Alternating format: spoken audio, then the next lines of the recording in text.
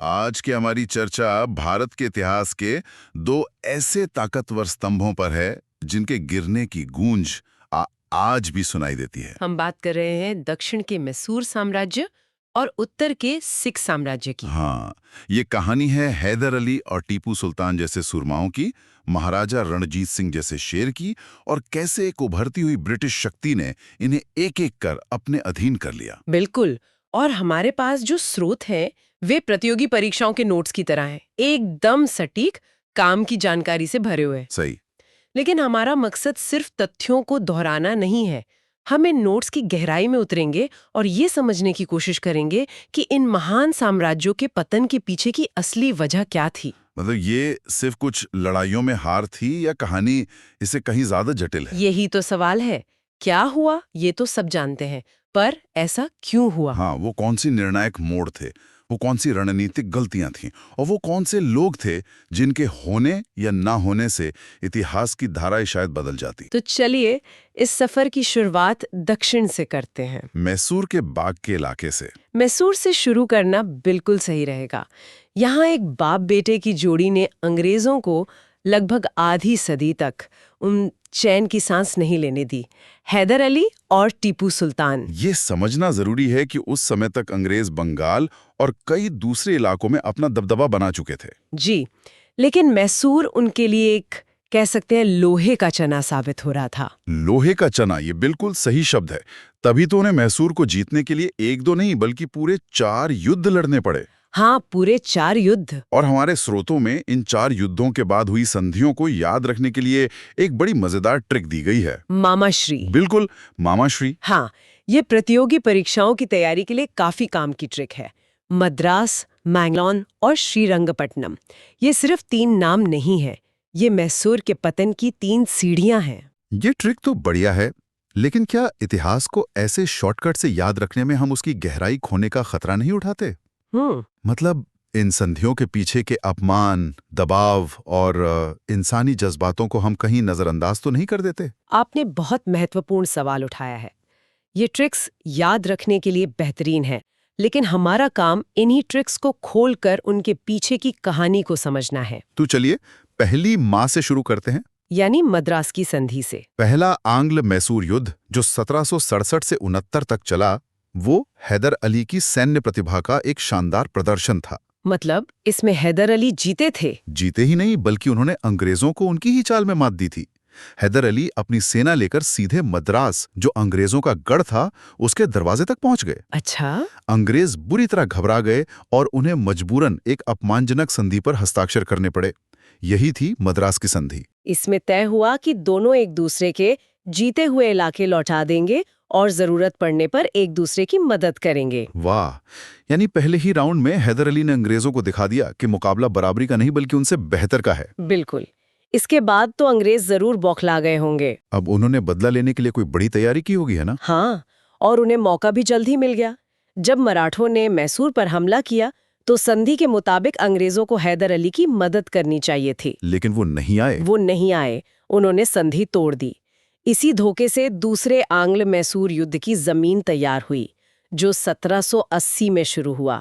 इस बार governor general Warren Hastings थे और लड़ाई ज्यादा भीषण थी। और इसी युद्ध के बीच में एक बहुत बड़ी घटना हुई जिसने शायद सब कुछ बदल दिया। हाँ, 1782 में युद्ध के बीच में ही कैंसर से हैदर अली की मृत्यु हो गई। ये मैसूर के लिए एक बहुत बड़ा झटका था। बहुत बड़ा। अंग्रेजों को लगा कि अब वो आसानी से जीत जाएंगे, लेकिन यहीं पर टीपू सुल्तान ने बागडोर संभाली। उन्होंने न सिर्फ अपने पिता की मौत का शोक मनाया, बल्कि सेना का नेतृत्व भी किया और युद्ध को अगले 2 साल तक खींचा।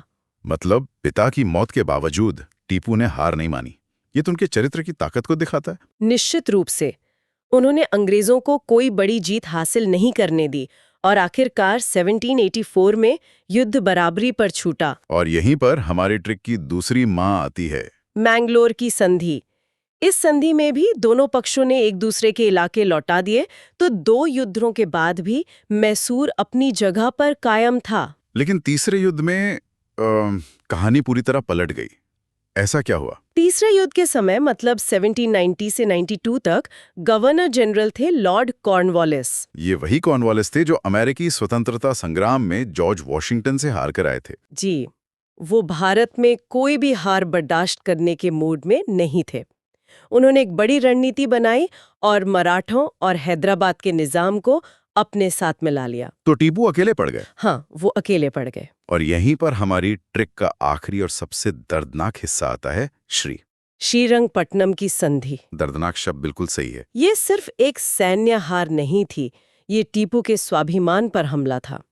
संधि की शर्तें बेहद अपमानजनक थीं। क्या शर्तें थीं? टीपू को अपना आधा राज्य अंग्रेजों और उनके सहयोगियों को देना पड़ा।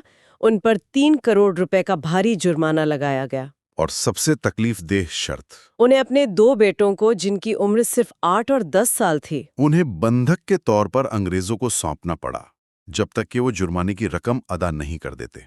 एक शासक और एक पिता के लिए इससे बुरा क्या हो सकता है? ये तो एक मनोवैज्ञानिक युद्ध था। बिल्कुल। अंग्रेज टीपू को पूरी तरह तोड़ देना चाहते थे, आर्थिक रूप से, सैन्य रूप से और भावनात्मक रूप से भी। और वो इसमें काफी हद तक सफल रहे। जी, इसी संधि ने चौथे और आखिरी युद्ध का मंच तैयार कर दिया। 1799 में लॉर्ड वेलेस्ली के नेतृत्व में अंग्रेजों ने बची खुची कसर भी पूरी कर दी। और इस बार कोई संधि नहीं हुई। कोई संधि नहीं, क्योंकि संधि करने वाला ही नहीं बचा। टीपू सुल्तान अपनी राजधानी श्रीरंगपट्टनम की दीवारों की रक्षा करते हुए लड़ते लड़ते मारे गए। और इसी के साथ श्री की कहानी खत्म हो गई। टीपू की मौत के साथ ही मैसूर का स्वतंत्र अस्तित्व समाप्त हो गया। हाँ, अंग्रेजों ने मैसूर का राज फिर से पुराने वोडियार वंश के एक बच्चे को सौंप दिया और उसे अपनी कठपुतली बना लिया। लेकिन टीपू की कहानी सिर्फ हार और जीत की नहीं है। हमारे स्रोतों में उनके बारे में कुछ ऐसी बातें हैं जो हैरान कर देती हैं। जैसे उन्हें भारत का मिसाइल मैन कहा गया है। ये तो कमाल का टाइटल है। उस जमाने में रॉकेट कैसे होते थे? ये एक बहुत ही दिलचस्प पहलू है। टीपू के रॉकेट आज के रॉकेटों जैसे जटिल नहीं थे, लेकिन अपने समय से बहुत आगे थे। अच्छा, कैसे? ज्यादातर रॉकेट उस समय बांस के बने होते थे, लेकिन टीपू के रॉकेट लोहे की नलियों से बने थे। इससे उन्हें ज्यादा बारूद ले जाने और ज्यादा स्थिरता से ज्यादा दूर तक मार करने की क्षमता मिलती थी। कितनी दूर तक? लगभग 2 किलोमीटर तक। ये उस समय के लिए अकल्पनीय था। 2 किलोमीटर, ये तो तोप की मार जैसा हो गया। और स्रोत ये भी बताते हैं कि नासा के एक सेंटर में आज भी टीपू के रॉकेट की एक पेंटिंग लगी है। जी हाँ, ये इस बात का सबूत है कि उनकी तकनीक कितनी प्रभावशाली थी। अंग्रेज भी उनके रॉकेटों से इतने प्रभावित हुए कि वो कुछ रॉकेट अपने साथ ब्रिटेन ले गए और उन पे रिसर्च की। बिल्कुल, जिसका इस्तेमाल उन्होंने बाद में नेपोलियन के खिलाफ युद्धों में किया। ये तो एक बात हुई। दूसरी और भी अजीब बात है। एक राजा जो खुद राजशाही का प्रतीक है, वो फ्रांसीसी क्रांति के विचारों से प्रभावित था। हाँ, ये भी बहुत दिलचस्प है। उसने अपनी राजधानी में जैकोबिन क्लब बनाया, स्वतंत्रता का वृक्ष लगाया और खुद को नागरिक टीपू कहलवाया। ये कैसे मुमकिन है? ये टीपू की दूरदर्शिता और उनके अनूठे व्यक्तित्व को दिखाता है। वो समझ रहे थे कि दुनिया बदल रही है। मतलब राजशाही के पुराने दिन हमेशा नहीं रहेंगे। शायद यही सोच रही होगी उनकी। नागरिक शब्द समानता का प्रतीक था। वो शायद अपने लोगों को ये संदेश देना चाहते थे कि वो सिर्फ उनके राजा नहीं, बल्कि उनमें से ही एक हैं। उनके दरबारियों को ये अजीब नहीं लगता होगा? हाँ, उनके दरबार के पुराने अमीर उमराओं को ये बातें जरूर अजीब लगती होंगी, लेकिन टीपू का व्यक्तित्व इतना मजबूत था कि कोई खुलकर विरोध नहीं कर पाता था।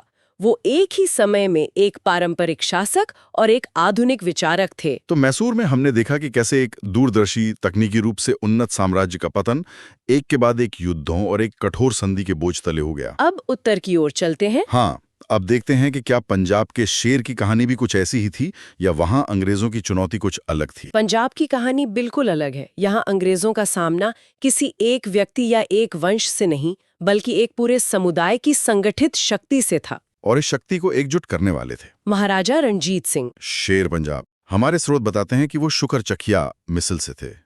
ये मिसल शब्द क्या है, इसे थोड़ा समझना होगा। रणजीत सिंह के उदय से पहले पंजाब 12 अलग अलग हिस्सों में बटा हुआ था, जिन्हें मिसल कहते थे। मतलब जैसे अलग अलग कबीले। हाँ, आप इन्हें सिख सरदारों के अलग अलग कबीले या छोटे छोटे राज्य समझ सकते हैं, जिनका अपने अपने इलाके पर नियंत्रण था और जो अक्सर आपस में भी लड़ते रहते थे। और रंजीत सिंह ने इन सबको एक किया। यही उनकी सबसे बड़ी कामयाबी थी। उन्होंने अपनी कूटनीति और बेजोड़ सैन्य ताकत से इन सभी बिखरी हुई मिसलों को एक झंडे के नीचे इकट्ठा किया और एक विशाल शक्तिशाली सिख साम्राज्य की स्थापना की। और उन्होंने 2 राजधानियां बनाई, लाहौर और अमृतसर। जी, लाहौर राजनीतिक कामों के लिए और अमृतसर धार्मिक केंद्र के तौर पर। और ये भी एक रोचक तथ्य है कि अमृतसर के हरमंदिर साहब पर सोना चढ़वाने का काम भी उन्होंने ही करवाया था, जिसके बाद उसे स्वर्ण मंदिर कहा जाने लगा। जी हाँ, ये उनके साम्राज्य की समृद्धि और उनकी गहरी धार्मिक आस्था दोनों का प्रतीक था। लेकिन उनकी असली ताकत का अंदाजा 1809 की अमृतसर की संधि से लगता है। हाँ, ये संधि मैसूर की संधियों से बिल्कुल अलग थी। बिल्कुल अलग। ये किसी हार के बाद नहीं बल्कि बराबरी पर हुई थी। बिल्कुल। ये संधि रंजीत सिंह और अंग्रेजों के प्रतिनिधि चार्ल्स मेटकाफ के बीच हुई थी। उस समय तक अंग्रेज दिल्ली तक पहुंच चुके थे और पंजाब पर नजर गड़ाए हुए थे। लेकिन वो रणजीत सिंह से सीधे टकराना नहीं चाहते थे। जी नहीं, वो उनकी ताकत को जानते थे। वो ये जोखिम नहीं लेना चाहते थे। इसलिए इस संधि में सतलज नदी को दोनों साम्राज्यों के बीच की सीमा मान लिया गया। यानी एक लक्ष्मण रेखा खींच दी गई। हाँ, कि अंग्रेज सतलज के पूर्व में रहेंगे और रंजीत सिंह पश्चिम में। दोनों ने एक दूसरे की ताकत को स्वीकार किया। ये तो रणजीत सिंह की बहुत बड़ी कूटनीतिक जीत थी। ये उनके कद को दिखाता है। जब तक रंजीत सिंह जीवित रहे, अंग्रेजों ने उस लक्ष्मण रेखा को पार करने की हिम्मत नहीं की। और कोहिनूर हीरे की कहानी भी तो यहीं से जुड़ती है। जी हाँ, अफगानिस्तान का निर्वासित शासक शाह शुजा जब मदद मांगने रंजीत सिंह के पास आया, तो उसने बदले में उन्हें वो बेशकीमती कोहिनूर हीरा भेंट किया था। और वो कोहिनूर सिख साम्राज्य की शान बन गया। बिल्कुल। लेकिन यहाँ भी कहानी मैसूर की तरह एक मोड़ लेती है। एक शक्तिशाली शासक की मृत्यु सब कुछ बदल देती है। 1839 में महाराजा रणजीत सिंह की मृत्यु हो गई।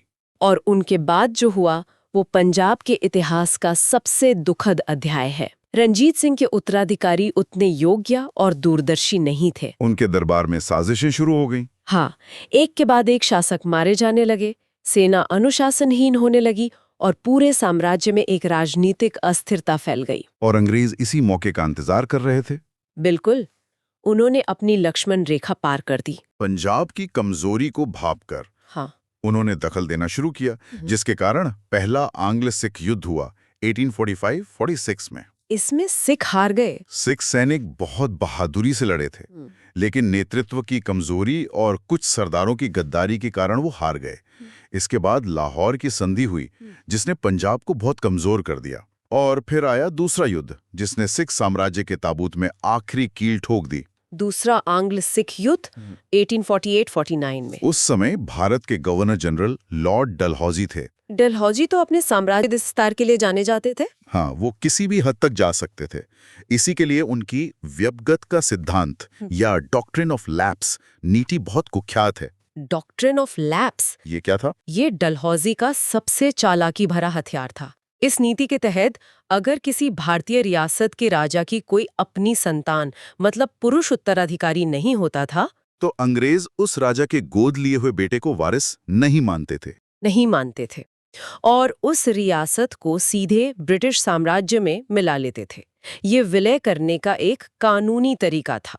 मतलब ये तो सीधे सीधे राज्यों को हड़पने की नीति थी। बिल्कुल।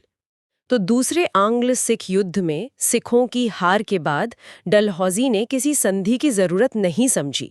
उन्होंने 1849 में पंजाब का पूरी तरह से ब्रिटिश भारत में विलय कर लिया। शेरे पंजाब का साम्राज्य इतिहास का हिस्सा बन गया। जी। और रणजीत सिंह के सबसे छोटे बेटे महाराजा दिलीप सिंह का क्या हुआ? वो तो उस समय बच्चे ही थे। दिलीप सिंह को पेंशन देकर पढ़ाई के लिए इंग्लैंड भेज दिया गया। ये भी एक सोची समझी चाल थी। हाँ, ताकि पंजाब में भविष्य में नेतृत्व का कोई केंद्र ही ना बचे।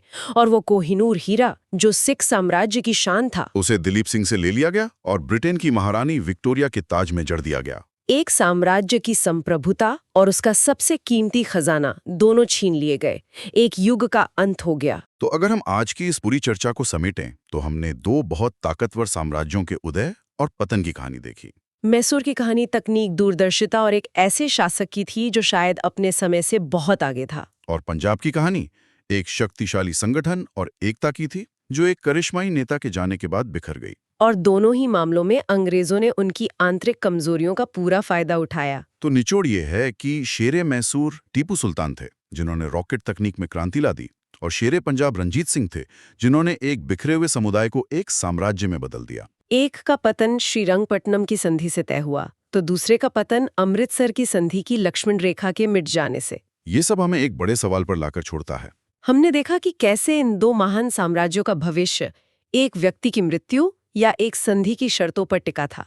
ये सोचने पर मजबूर करता है। अगर महाराजा रंजीत सिंह कुछ और साल जीवित रहते या अगर हैदर अली की मृत्यु युद्ध के बीच में न हुई होती, क्या टीपू सुल्तान पर तीसरे युद्ध की वो कठोर शर्तें ना ला दी जाती, तो क्या आज भारत का नक्शा और इतिहास कुछ और होता? ये एक ऐसा सवाल है जिसका जवाब इतिहास की किताबों में नहीं है, लेकिन ये हमें उन निर्णायक पलों के महत्व को जरूर समझाता है जो किसी देश का भविष्य तय कर देते हैं।